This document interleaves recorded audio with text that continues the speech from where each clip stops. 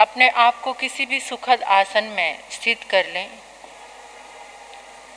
मन को एकदम शांत रखें। महसूस करें कि मन शांत है, वचन भी शांत है, काया एकदम शांत। एक दूसरे को टच नहीं करना, थोड़ा सा अलग होकर बैठना है, एक दूसरे को टच नहीं करना। अभी आपने भक्तामर की महिमा के विषय में सुना। सचमुच में भक्तामर एक दिव्य खजाना है हमारे पास। सारी जीवन की समस्याओं का समाधान भक्तामर के अंदर है, चाहे वो बाहरी समस्या है चाहे भीतर की समस्या है। कितने लोगों ने इसकी आराधना करके अपने जीवन में आनंद को प्राप्त किया है, अपने जीवन में संपत्ति समृद्धि को प्राप्त किया है, अपने कष्टों को दूर किया है। बेंगलोर का एक युवक श्रीलंका में जाकर के उसने भक्तामर स्तोत्र की इतनी आराधना कराई कि श्रीलंका के लोग भक्तामर स्तोत्र की आराधना कर रहे हैं और अपने आदि व्याधि कष्टों को मिटा रहे हैं। और भी हमारे लिए गर्व की बात है कि भक्तामर स्तोत्र को संपूर्ण विश्व में प्रथम भक्ति स्तोत्र का पुरस्कार मिला है। यानी इसको स्थान मिला है कि जितने भी दुनिया में भक्ति स्तोत्र हैं, जितने भी पूजनीय स्तोत्र हैं, उसमें भक्तामर का सबसे पहला स्थान है। ये जिन शासन के लिए बड़े गौरव की और बहुत ही आह्लाद की, खुशी की बात है। लेकिन कहते हैं कि घर में जो चीज़ हो उसकी कीमत नहीं होती। बाहर जो चीज़ होती है, किसी ने आकर बता दिया मैं अमुक मजार पर गया था, अमुक मंदिर में गया था, वहाँ पर जाकर मेरी इच्छा पूरी हो गई, तो आपका मन उधर आकर्षित हो जाता है। घर में गंगा बह रही है, आपको एहसास नहीं है कि किस तरीके से पावन और पवित्र हुआ जा सकता है। तो आज की ये गाथा कोई मंद बुद्धि है जिसको याद नहीं रहता, समन शक्ति भी खोती जा रही है, या कोई भी हम परफेक्ट डिसीजन नहीं ले पाते हैं, यानी हमारी बुद्धि में वो प्रखरता नहीं है, हम कंफ्यूज रहते हैं, हम परेशान से रहते हैं, तुरंत कोई भी डिसीजन पावर हमारे पास नहीं है। उसमें भी ये भक्तामर स्तोत्र का छठा श्लोक हमारे जीवन में कार्य करता है। हमारा कॉन्फिडेंस बढ़ता है, हमारी समरण शक्ति बढ़ती है। जो हमें याद नहीं रहता वो याद आना शुरू हो जाता है। लेकिन ज़रूरत है अपने भीतर में श्रद्धा का भाव और भक्ति का भाव रखने की। अभी आपको बताया कि आचार्य मानतुंग के क्या 48 ताले टूट गए थे, हाथों की हथकड़ियाँ और बेड़ियाँ टूट गई थी। ये कोई सहज बात है क्या? ये कोई आसान बात है क्या? कैसे टूटी? ध्वनि की तरंगों में एक ताकत उत्पन्न हो गई थी। ये आज के युग को समझाने की, आज का जो बुद्धिजीवी है वो श्रद्धा की बात में विश्वास नहीं करता। आज तो हमें कोई कच्चे धागे से बांध कर बिठा दे, आप कच्चा धागा या मैं तोड़ सकती हूँ। कच्चे धागे से हमें चारों तरफ कच्चा धागा लपेट दिया और हमें बिठा दिया, क्या वो तोड़ने की शक्ति है हमारे पास? बोलो, टूट जाए तोड़ दोगे?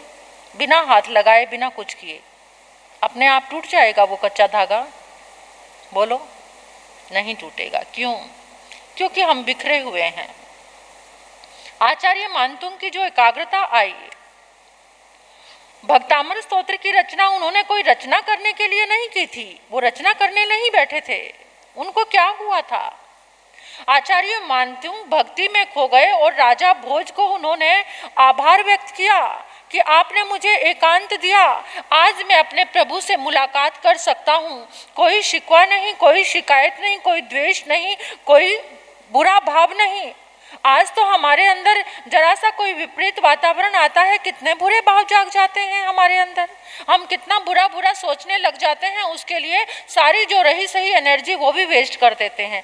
लेकिन आचार्य मानतुंग ने कृतज्ञता ज्ञापित की कि मैं दुनिया के बीच में रहता तो शायद प्रभु से मुलाकात ना करता, आज मैं एकांत में आया हूँ तो अपने प्रभु से मिल सकता हूँ, अपने प्रभु से मुलाकात कर सकता हूँ। और प्रभु की भक्ति में वो खो गए। फिर जो निकला जो निकला जो निकला वो भक्तामर बन गया, वो भक्तामर बन गया।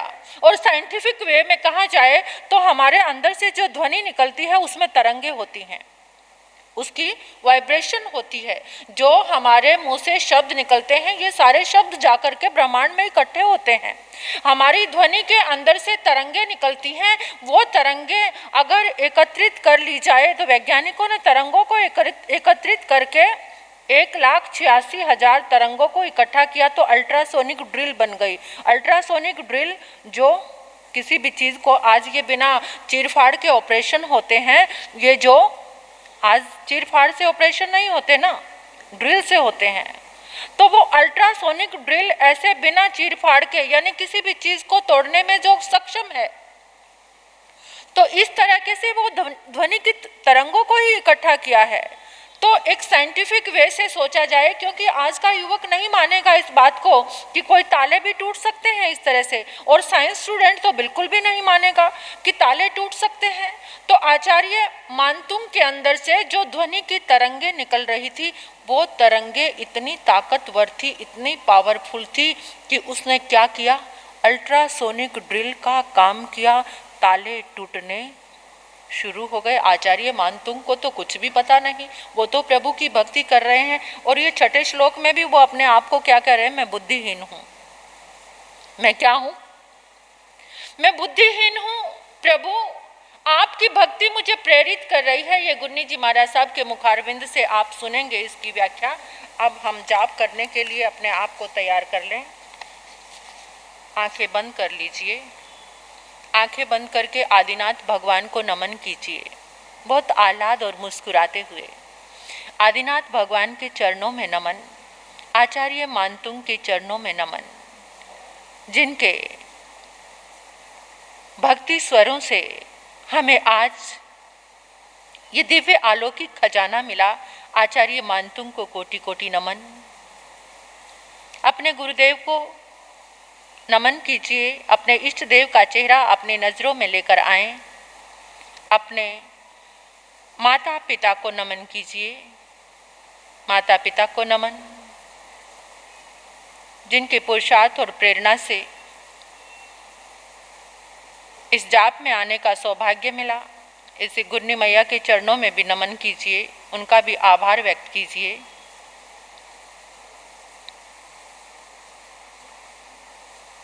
और प्रार्थना कीजिए, संकल्प कीजिए कि मेरे भीतर में कभी भी दुर्बुद्धि ना आए, हमेशा सद्बुद्धि का जागरण हो। भूली हुई विद्या वापस आए। मैं सही और सफल डिसीजन लेने में सक्सेस बनूं। मेरे आसपास, मेरे घर में मेरे बच्चे, उनके भीतर में भी सद्बुद्धि का जागरण हो। हमेशा वो सन्मार्ग पे चलें। परमात्मा की भक्ति भी उनके भीतर जागे।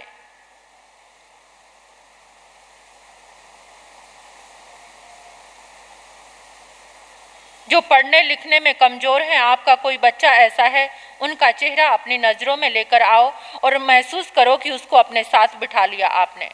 जितनी देर जाप चलेगा, उस बच्चे को, या आपके वृद्ध माता पिता हैं जिनकी समझ शक्ति बिल्कुल ही वीक हो गई है, या कोई ऐसा आसपास आपके परिवार में, पड़ोस में, समाज में जिसका आप उद्धार करना चाहते हो, कोई ऐसा मंद बुद्धि बच्चा है, उसको भी अपने साथ बिठा लीजिए। इमेजिन करना है बस आपको। अपने बच्चों को अपने साथ बिठाएं और ऐसा महसूस करें कि वो बच्चे भी आपके साथ आराधना कर रहे हैं, पूजा कर रहे हैं, जाप कर रहे हैं। ऐसा महसूस करके आओ। इसका रिद्धि जाप करेंगे पहले। रिद्धि जाप, रिद्धि मंत्र 11 बार, मंत्र जाप 9 बार और गाथा का जाप 27 बार करेंगे हम। ओम ह्रीं अर्हं नमो कोट बुद्धिनं झोंग झोंग नमो स्वाहा। ओम ह्रीं अर्हं नमो कुट बुद्धिनं झोंग झोंग नमो स्वाहा। ओम ह्रीं अर्हं नमो कुट बुद्धिनं झोंग झोंग नमो स्वाहा। ओम ह्रीं अर्हं नमो कुट बुद्धिनं झोंग झोंग नमः स्वाहा। ओम ह्रीं अर्हं नमो कुटबुद्धिनं झों झों नमः स्वाहा। ओम ह्रीं अर्हं नमो कुटबुद्धिनं झों झों नमः स्वाहा। ओम ह्रीं अर्हं नमो कोटबुद्धिनं झों झों नमः स्वाहा। ओम ह्रीं अर्हं नमो कुटबुद्धिनं झों झों नमः स्वाहा। ओम ह्रीं अर्हं नमो कुटबुद्धिनं झों झों नमः स्वाहा। ओम ह्रीं अर्हं नमो कुटबुद्धिनं झों झों नमः स्वाहा। ओम ह्रीं अर्हं नमो कुटबुद्धिनं झों झों नमः स्वाहा। मंत्र जाप। ओम ह्रीं शां शीं शूं शः हं स थ थ थ ठ ठ सरस्वती भगवती विद्या प्रसादम कुरु कुरु स्वाहा। ओम ह्रीं शां शीं शूं शः हं सं थ थ ठ ठ सरस्वती भगवती विद्या प्रसादम कुरु कुरु स्वाहा। ओम ह्रीं शां शीं शूं शः हं सं थ थ थ ठ ठ सरस्वती भगवती विद्या प्रसादम कुरु कुरु स्वाहा। ओम ह्रीं शां शीं शूं शः हं सं थ थ थ ठ ठ सरस्वती भगवती विद्या प्रसादम कुरु कुरु स्वाहा। ओम ह्रीं शां शीं शूं शः हं सं थ थ थ ठ ठ सरस्वती भगवती विद्या प्रसादम कुरु कुरु स्वाहा। ओम ह्रीं शां शीं शूं शः हं सं थ थ थ ठ ठ सरस्वती भगवती विद्या प्रसादम कुरु कुरु स्वाहा। ओम ह्रीं शां शीं शूं शः हं सं थ थ थ ठ ठ सरस्वती भगवती विद्या प्रसादम कुरु कुरु स्वाहा। ओम ह्रीं शां शीं शूं शः हं सं थ थ ठ ठ सरस्वती भगवती विद्या प्रसादम कुरु कुरु स्वाहा। ओम ह्रीं शां शीं शूं शः हं सं थ थ थ ठ ठ सरस्वती भगवती विद्या प्रसादम कुरु कुरु स्वाहा। अल्पश्रुतं श्रुतवता परिहासधाम त्वद्भक्तिरेव मुखरी कुरुते बलान् मां यत् कोकिल किल मधो मधुरं विरोति तच्चाम्रचारुकलिका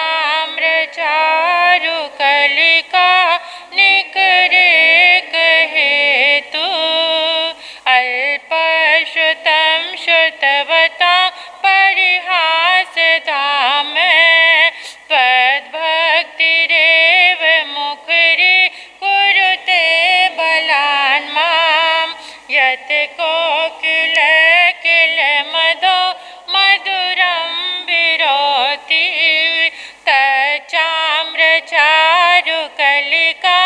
निकरेक हेतु अल्पश्रुतं श्रुतवता परिहासधाम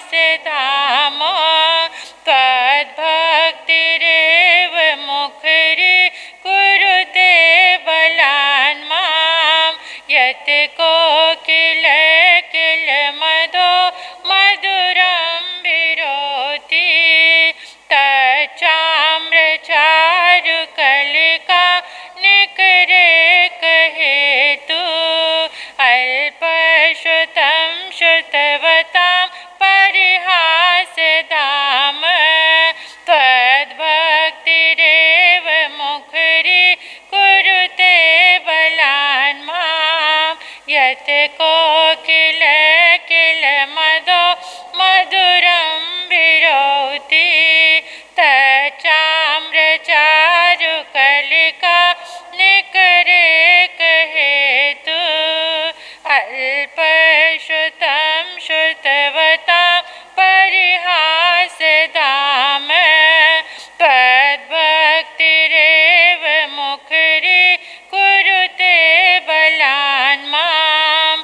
यत् कोकिल किल मदो मधुरं विरोति तच्चाम्र चारु कलिका निकरे कहित अल्पश्रुतं श्रुतवतां परिहास धाम त्वद्भक्तिरेव मुखरी कुरुते बलान् मां यत् कोकिल किल मधो मधुरं विरोति तच्चाम्र चारु कलिका निकरे कहेतु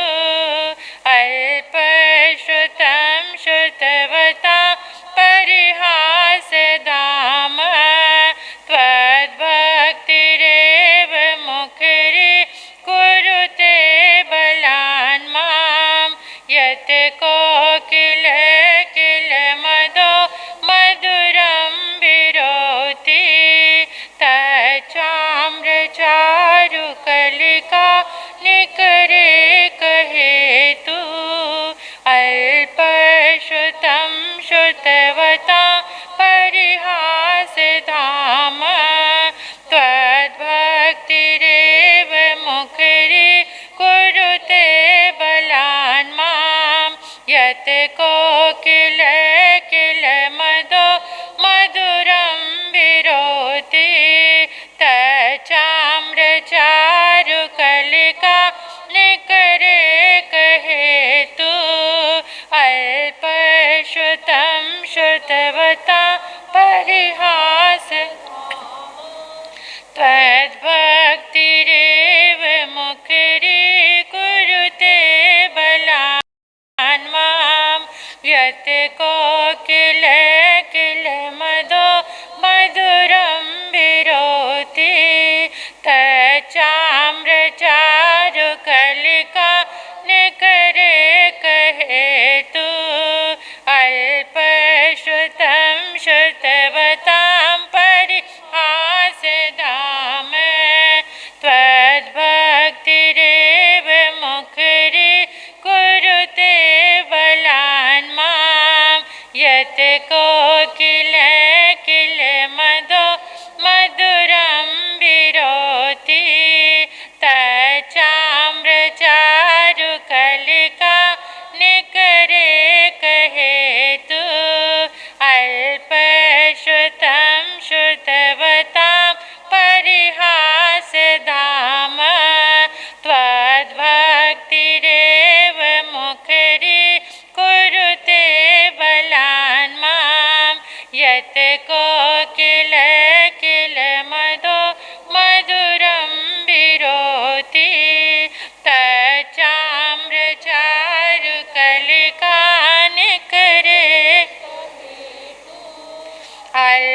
अल्पश्रुतं श्रुतवतां परिहास धाम त्वद्भक्तिरेव मुखरी कुरुते बलान् मां यत् कोकिल किल मधो मधुरं विरोति तच्चाम्र चारु कलिका निकरे कहेतु अल्पश्रुतं श्रुतवतां परिहास धाम त्वद्भक्तिरेव मुखरी कुरुते बलान् मां यत् कोकिल किल मधो मधुरं विरोति तच्चाम्र चारु कलिका निकरे कहेतु अल्पश्रुतं श्रुतवतां परिहास धाम त्वद्भक्तिरेव मुखरी कुरुते बलान् मां यत् कोकिल किल मधो मधुरं विरोति तच्चाम्र चारु कलिका निकरे कहेतु अल्पश्रुतं श्रुतवता परिहासधाम त्वद्भक्तिरेव मुखरी कुरुते बला यत् कोकिल किल मधो मधुरं विरोति तच्चाम्रचारुकलिका निकरे कहेतु अल्पश्रुतं श्रुतवतां परिहासधाम त्वद्भक्तिरेव मुखरी कुरुते बलान् मां यत् कोकिल किल मधो मधुरं विरोति तच्चाम्रचारुकलिका निकरे कहेतु अल्पश्रुतं श्रुतवतां परिहासधाम त्वद्भक्तिरेव मुखरी कुरुते बलान् मां यत् कोकिल किल मधो मधुरं विरोति तच्चाम्रचारुकलिका निकरे कहेतु अल्पश्रुतं श्रुतवतां परिहासधाम त्वद्भक्तिरेव मुखरी कुरुते बलान् मां यत् कोकिल किल मधो मधुरं विरोति तच्चाम्रचारुकलिका निकरे कहेतु अल्पश्रुतं श्रुतवतां परिहासधाम त्वद्भक्तिरेव मुखरी कुरुते बलान् मां यत् कोकिल किल मधो मधुरं विरोति तच्चाम्रचारुकलिका निकरे कहेतु अल्पश्रुतं श्रुतवतां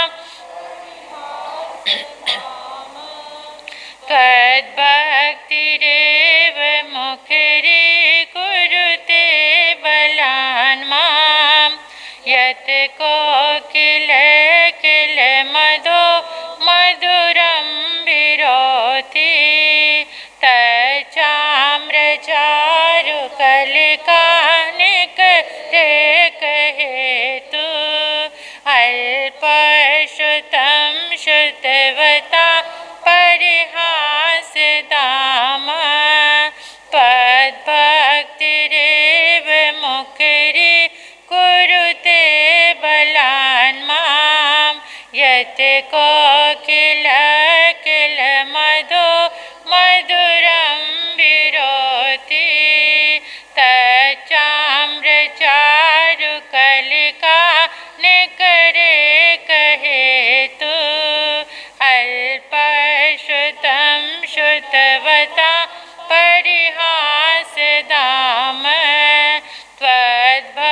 त्वद्भक्तिरेव मुखरी कुरुते बलान् मां यत् कोकिल किल मधो मधुरं विरोति तच्चाम्रचारुकलिका निकरे कहेतु अल्पश्रुतं श्रुतवतां परिहासधाम त्वद्भक्तिरेव मुखरी कुरुते बलान् मां यत् कोकिल किल मधो मधुरं विरोति तच्चाम्रचारुकलिका हेतु अल्पश्रुतं श्रुतवतां परिहासधाम त्वद्भक्तिरेव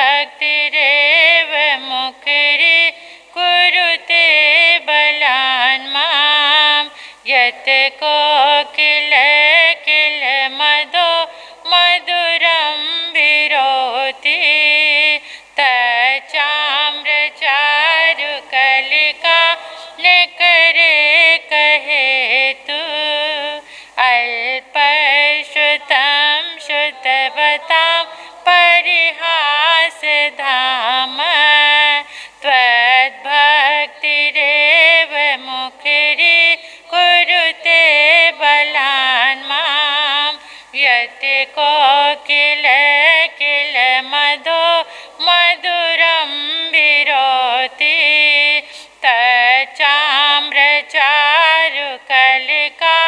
निकरे कहेतु अल्पश्रुतं श्रुतवता परिहासधाम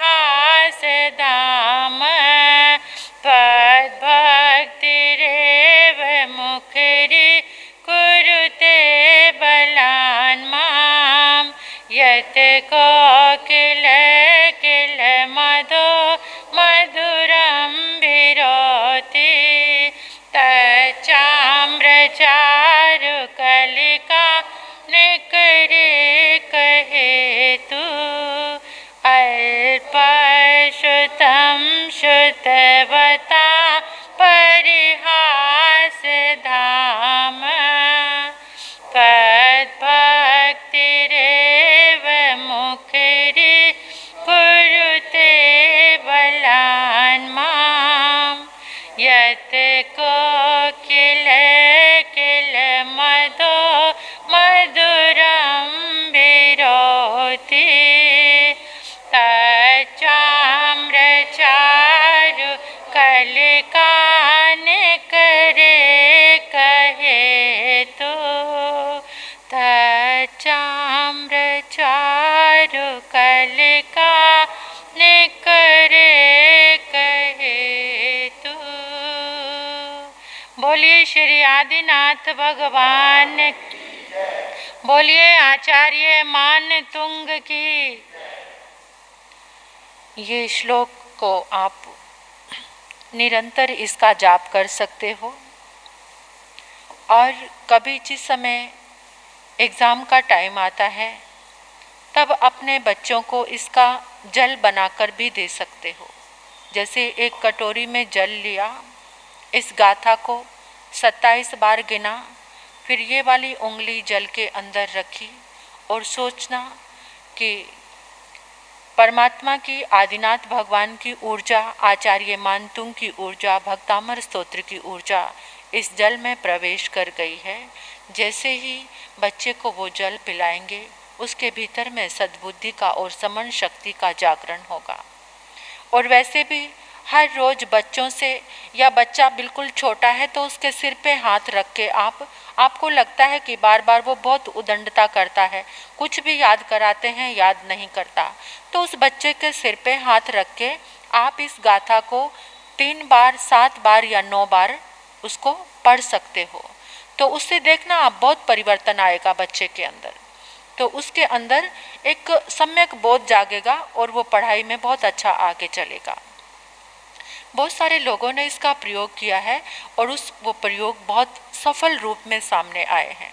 तो इस गाथा का जाप आप निरंतर अपने लिए भी कर सकते हैं कि मेरे भीतर में हमेशा सद्बुद्धि का जागरण हो, मैं जो भी काम करूं वो सद कार्य हो, सबको सुख देने वाला। क्योंकि हम जितने भी कार्य करते हैं अपनी बुद्धि से करते हैं, और जिसके पास सद्बुद्धि होती है तो वो सद कार्य करता है, जिसके पास दुर्बुद्धि होती है तो उससे काम बिगड़ते रहते हैं, खराब होते रहते हैं। सद्बुद्धि का जागरण भी बहुत जरूरी है। तो ये भक्तामर स्तोत्र का कूट खजाना हमें मिला हुआ है। समय समय पर इसकी कुछ गाथाओं का जाप सामने आएगा। और एक बात और, अभी आप सभी इकट्ठे हुए हैं, आने वाले 20 तारीख को सोमवार से हम पुच्छी सुणम का एक महान यज्ञ शुरू करने जा रहे हैं। संपुष्ट की साधना, ये संपुष्ट होता है। लगातार आप 29 दिन तक उस साधना को करोगे। किसी व्यक्ति विशेष को संपुष्ट में देख सकते हैं, अपने घर दुकान को संपुष्ट में देख सकते हैं, जिसको तकलीफ इमेजिन कर सकते हैं ना, स्वयं को भी देख सकते हैं। जैसे मैं इस संपुष्ट में हूँ यहाँ पर, और ये संपुष्ट बनाकर जैसे एक एक गाथा का संपुष्ट हर रोज होगा, ये 29 दिन तक चलेगा।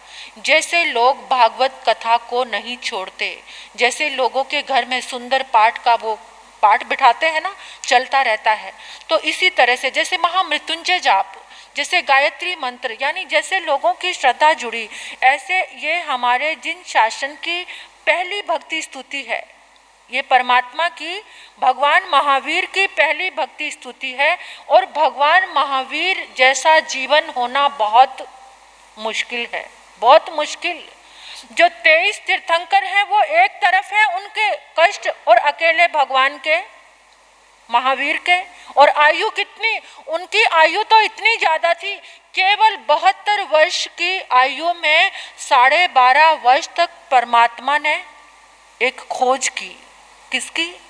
आत्मा की। आत्म चिंतन में रहे तब जाके केवल्य प्रकट हुआ है। 12.5 वर्ष के बाद अनार्य देश में चले गए प्रभु, अपने आप को कुत्तों से नुचवाया उन्होंने कि मेरे कर्म क्षय हो जाएं। उनको पता था आयुष्य छोटा है और कर्म बहुत ज्यादा है। तो इस तरह से उनके गुणों का गान है उस पावरफुल पर्सनैलिटी का, जिसने शूल पानी को फूल पानी बनाया, चंड कोशिक को अमृत कोशिक बना दिया। ऐसे परमात्मा प्रभु महावीर की आपके जीवन का नक्शा ही बदल जाएगा। घर में खुशियों के फूल खिलेंगे, आपके घर में अमृत की वर्षा होगी। ऐसी ऊर्जा को आप लेकर जाएंगे। 29 दिन की ये साधना आपने कभी भी नहीं की होगी, क्योंकि हमारे इस उत्तर भारत में ये संपुष्ट की साधना है ही नहीं। उधर तो जगह जगह सब महाराज सब ये संपुष्ट की साधना करा रहे हैं, और एक एक गाथा के आप लाभार्थी बन सकते हो। आज की गाथा हमारी तरफ से, और एक एक गाथा का एक एक चरण के अंदर कितनी शक्ति है। एक गाथा में कितने चरण होते हैं? 4 चरण होते हैं। तो 4 चरण, एक एक चरण की कितना महत्व है ये गुरनी जी महाराज साहब के मुखारबिंद से आप रोज सुनोगे। तो पहली जो गाथा का लाभ तो शायद संघ की तरफ से, ऐसा मुझे मतलब, हाँ, पहली और आखिरी गाथा का लाभ तो संघ की तरफ से होगा, श्री संघ उसका लाभ लेगा। बीच की जो गाथाएं हैं वो आप अपने नाम दे सकते हैं कि ये गाथा हमारी तरफ से, ये गाथा हमारी तरफ से। हर गाथा का महत्व आएगा। जिसको जीवन में सम्मान नहीं मिला उसको सम्मान मिलेगा। इस गाथा का प्रयोग कराया हमने, इंदौर का एक परिवार, उसने कहा महाराज साहब आपने जब से इस गाथा का हमें अनुष्ठान कराया है इतना सम्मान मिल रहा है कि संभाला नहीं जा रहा। अब कहाँ संभाले उस सम्मान को। हमने इंदौर में जिस समय संपुष्ट कराया ये, और यहाँ बाहर जिस समय पिछली बार तो लॉकडाउन था, लॉकडाउन में तो अमेरिका तक लोगों ने ऑनलाइन इसका लाभ लिया था, और ये ऑनलाइन भी चलेगी। ऑनलाइन यानी ये यूट्यूब पे साध्वी मुक्ता के नाम से एक मतलब वो चल रहा है, तो वहाँ कोई ऑनलाइन भी उसको देखना चाहे, समय वही करेक्ट बिल्कुल 7:45 बजे शुरू हो जाएगा।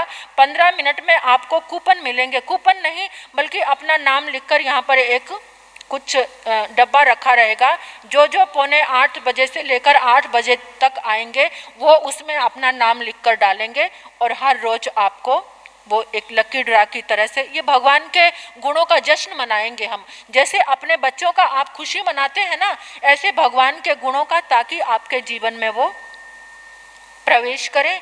तो इसके लिए आप बहुत अवेयर रह के ये 29 दिन का एक ऐसा जाप चलेगा जिसकी ऊर्जा आपके घर में, और एक एक गाथा का मीनिंग देखना आप कितने कमाल का होगा। उस गाथा को आप जपेंगे, उस गाथा का आप जाप करेंगे तो आपके घर में वैसा ही अतिशय प्रकट होगा, वैसी ही चीज आपके घर में आएगी। कहीं आप जा रहे हैं, देखना इसके एक गाथा का, इसका मैं व्याख्यान करने बैठूंगी तो बहुत ज्यादा समय हो जाएगा, तो इसलिए आप सब तैयार होकर आना। 20 तारीख से प्रारंभ हो जाएगा ये महान यज्ञ, उसमें आप अपनी आहुति अवश्य डालें। अब गुरनी जी महाराज साहब के मुखारविंद से अभी ये 6 नंबर की गाथा का जो हमने जाप किया है उसका आप अर्थ सुनेंगे।